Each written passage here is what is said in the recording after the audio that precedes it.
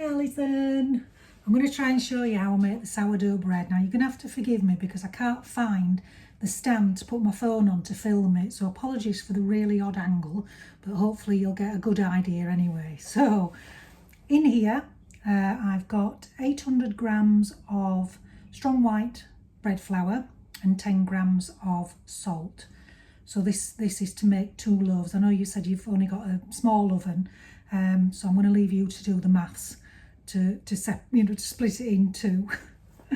I've got in here 460 grams or 460 mils of filtered water, and I'm going to add 320 grams of starter.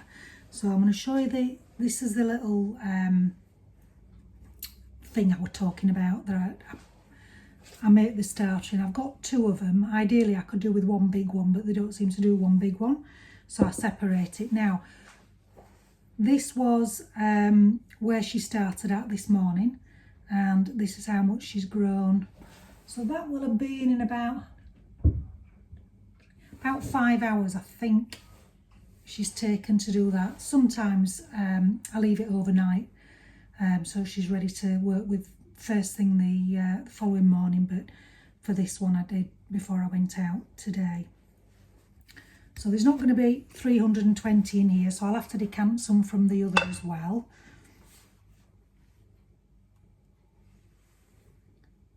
So unlike the video I sent you, he puts it straight into the flour. I like to put it into the water.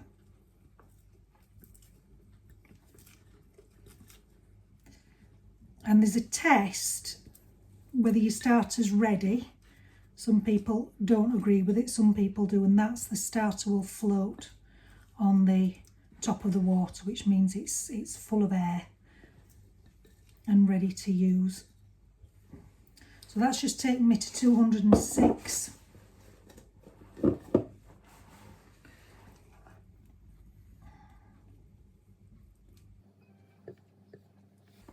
There, it's just taken me to 321, but that's okay.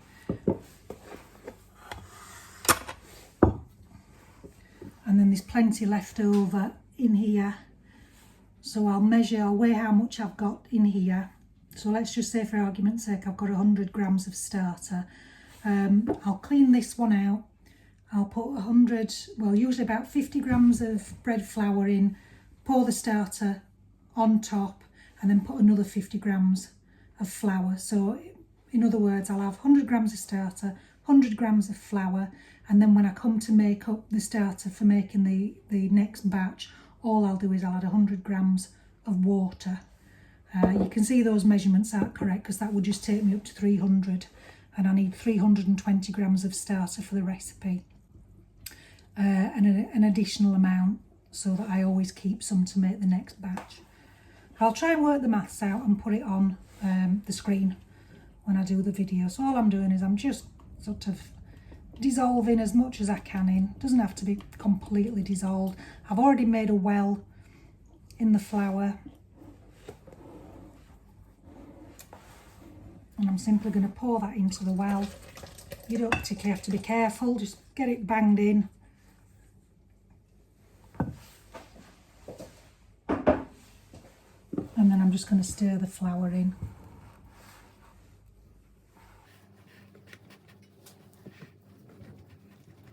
So you can, if you want, wet your hands and get your hands in. It's a lot quicker to do it like that. And all I'm looking for is just to incorporate all the flour in here. So it's just going to end up in a, well, what somebody once described as a shaggy mess.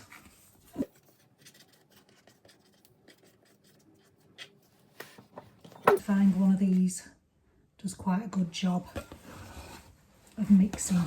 So this is what I would call the no knead method. But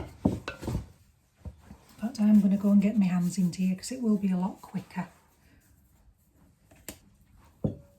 And so you will end up with a sticky mess. If you do want to knead it rather than leave it like I'm going to do, don't add any extra flour to it. You've just got to keep on with it until it gets to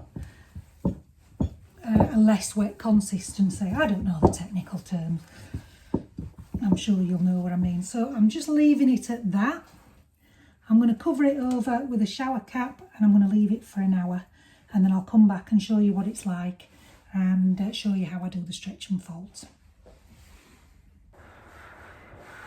And so by the wonders of modern technology, this is what she looks like after an hour.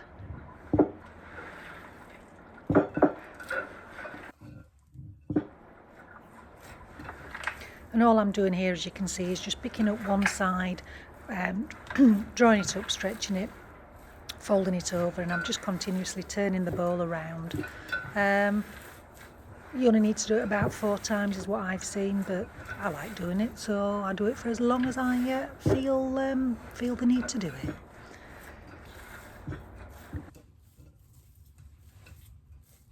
Then it's time to cover her over and leave her again for, this time, half an hour.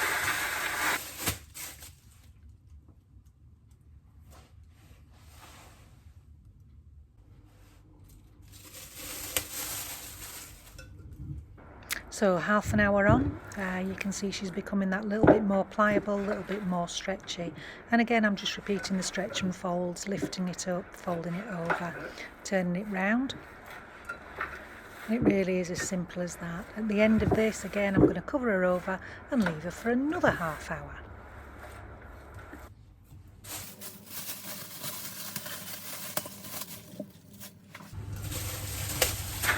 So this is going to be the third stretch and fold. You can see that she's getting much more elastic there, much more pliable, just not quite ready, as you'll see very soon when I try and hold her up just to do the test that you can see light through without the dough actually tearing. She's just not quite there yet. And excuse the background noise because I'm in the process of making the tea while I was filming this at the same time as well. So you'll be able to see here, look, still tearing, just not quite right, so I'm going to leave her for another half an hour with that shower cap on, give her another rest.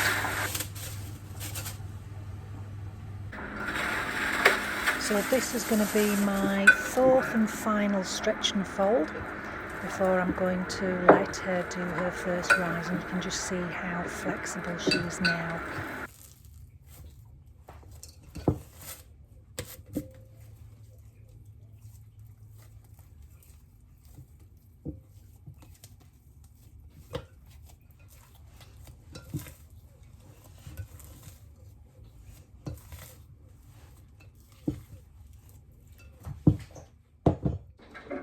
Could leave the dough in the bowl, which is what I used to do in the past.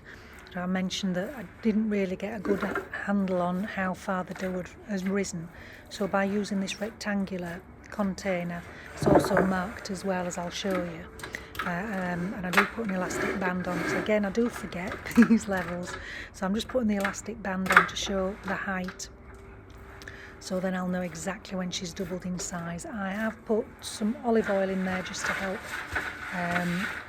bring her out when it's time to remove her.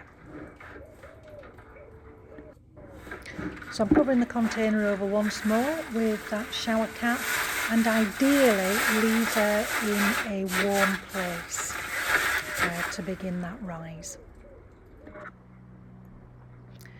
Now I have to admit, I'm now in my pyjamas. It took her 5 hours to rise. I left her at 6:30 to start, and it was 11:30 by the time she'd risen enough. So here I am, I'm just flouring the bannetons now, so just giving them a light sprinkling. I like to have the ones that have got covers on. So this is why really, just going back to the timing aspect, I prefer to let the starter rise the night before and begin the process first thing in the morning rather than afternoon as I did, because otherwise I'm up till midnight messing around. So you can see that she's risen right to the top. In fact, she's even stuck onto the shower cap. I put her in the oven on just the light just to help with that bit of warmth, because it is quite cool at the minute. So if I hadn't have done that, it should have probably taken even longer. The video that I pointed you into the right direction, he said I think between 2.5 to 3 hours, which is what I was originally doing, and just finding it wasn't long enough.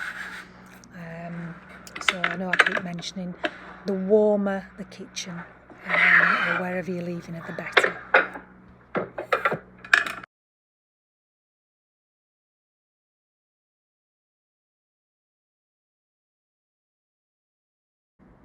Even coating the inside of the container with olive oil, sometimes it can still be a little bit tricky to get her out of there. Obviously a little bit of perseverance, but going on for midnight, and I think I'm waning by now. Just adding a little bit of flour to my hands, so as I press her down, I'm not sticking. I use a metal dough scraper for this bit, which I find makes it so much easier, especially seeing as I'm working on a wooden chopping board. So all I'm doing is just folding over again, and then just splitting into roughly 2 equal pieces. Just adding a very light sprinkling of flour just to help with the not sticking too much. And then this is quite an interesting process where you gather the dough from the outside and then press into the middle, and you just keep doing that, and this then sort of creates a tension. And you'll see very shortly that I'm going to flip her over, and I'm going to start pulling her along the surface of the chopping board, and that again will increase tension. And I just do that a few times. So a little bit more flour's needed. If you put too much on, you won't get this drag that you'll see. So literally I'm just pulling, and that's stretching the surface of the dough, and I'm also shaping at the same time. So again, I just do this a few times just until I feel that's about right. And the next stage is then just to flip her upside down. Oh yeah, cover her with more flour, because we're going to flip her upside down now and put the dough into the banneton.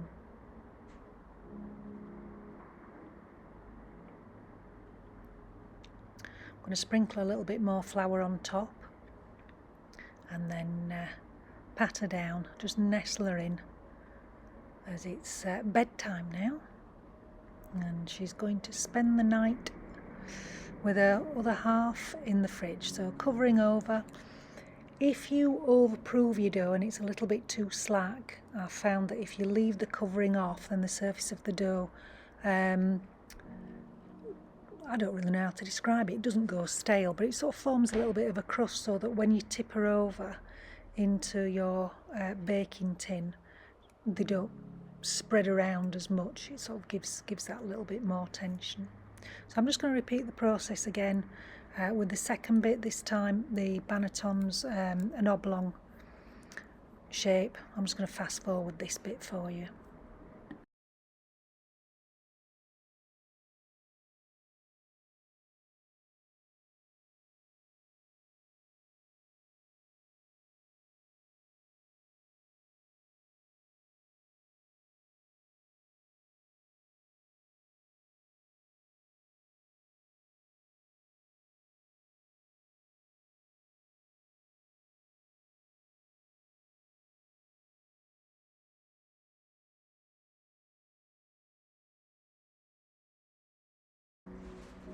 So that's it for tonight, and they're off to bed in the fridge.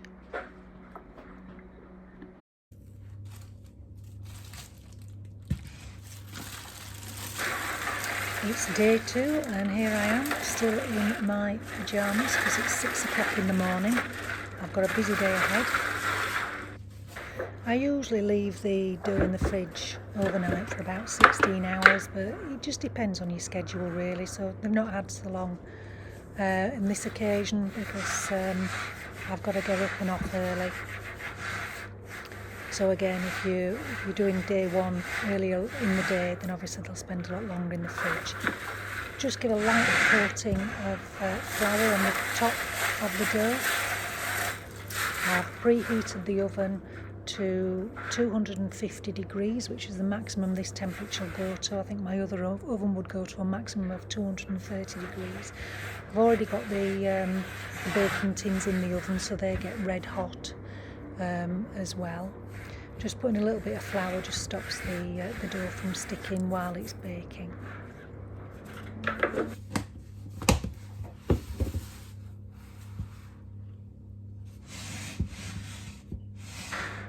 So for this one I'm using the lid of a Pyrex dish as the base. It's always fun turning the dough over. Make sure you've got her in properly and not hanging over the side, as can sometimes happen. Next stage now is to score the dough. That helps it to rise a little bit more evenly.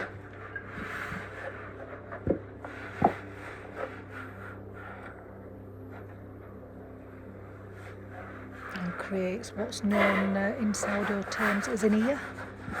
And some people believe the larger the ear, the better. So popping pretty patterns on, I believe that was a way of how the bakers used to distinguish their loaves from the others when they had communal ovens. So rather than putting a baking tray in the oven with water in as per the video, I give the dough a spray, as you've just seen. Then when I take, which will become the lid on this, I like to spray that with water. I've actually realised that I've had vinegar in this. When I was spraying it, there was a smell of vinegar, so I've hastily gone and changed that for fresh water. So that then creates the steam, and the lid also stops the crust from getting too hard too quickly.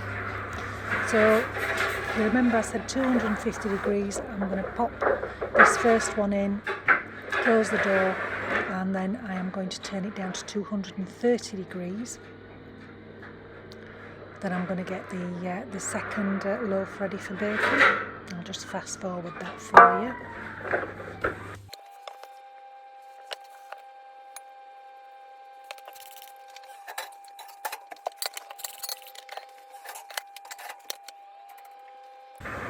So I've set a timer for 15 minutes, and when that 15 minutes is up, I will then take the lid off. I don't normally take it out of the oven to do this, but I've just done that so that I can show you. You can see the ear forming now.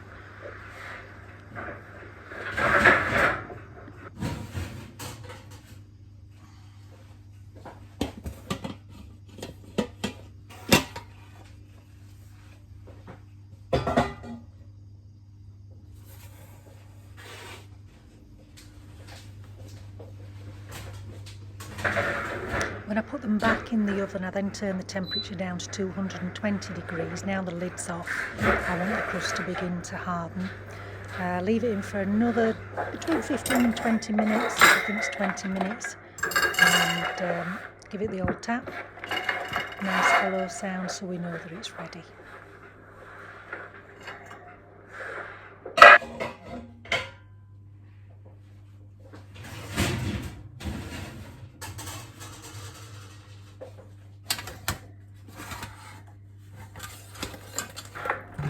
And there you have it, 2 freshly baked sourdough loaves. I'm hoping you might be able to hear it crackling, so I stop making a noise.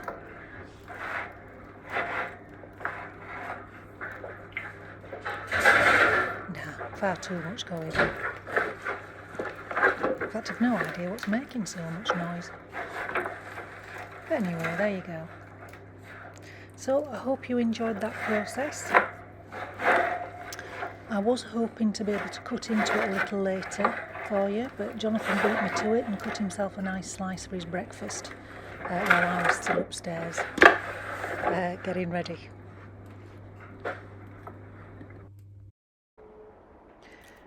So this is the no waste method of keeping the starter, and what I'm doing here is I've got approximately 140 grams of starter. I'm putting in 70 grams of flour. Then what I'll do is I'll add the starter to it, cover it over with 70 grams of flour. So total you'll have 140 gram starter, 140 gram of flour. I'll keep that in the fridge, and then when I'm ready to use, all I'll do is I'll get the starter out of the pot, add 140 millilitres of water to the starter, just mix that up as best you can, and then add the 140 grams of flour, and that'll take you to the 420, which if you're using 320 for your recipe, you've 100 left over. Some purists say you do need to keep it to a third starter, third water, third flour, but I found using 100 grams of starter and adding to that 160 mils of water, mixing that into that liquid consistency, adding 160 grams of your bread flour, that works absolutely fine, but I assume that's because she's pretty strong, being about 4-year-old. You could, if you wanted, just use really small amounts of starter and keep that in your fridge. So I've seen some people that literally just use a scraping and keep a scraping. I've kept round about 50 grams in the past, added 50 grams of flour and 50 grams of water, and then what I've done, having 150 grams, then the next day I've fed that starter with 150 grams water, 150 grams flour, which I know takes me up to about 450 grams in total, but you do find you lose a bit along the way. As long as you've got enough for whatever recipe with a little bit left over, whether it's a tiny scraping or whether it's an exact amount, I'm sure you'll be able to work it out. If I can do it, Alison, anybody can do it. I always add a label because I do tend to forget how much I've put in there. I think I've said it was 140, it's not. If you look at the label, it was 120 grams of starter, and then after 150 grams of flour, and I know to add 150 grams of water when I'm ready to work with her again. And all I'm going to do now is put the starter in the fridge for keeping till the next time I need to use it. So that's it. I hope you've enjoyed the process. I hope you're still with me, and I hope I've not made it too complicated. Any questions? You know where I am, and above all, enjoy the process. Take care. Bye bye.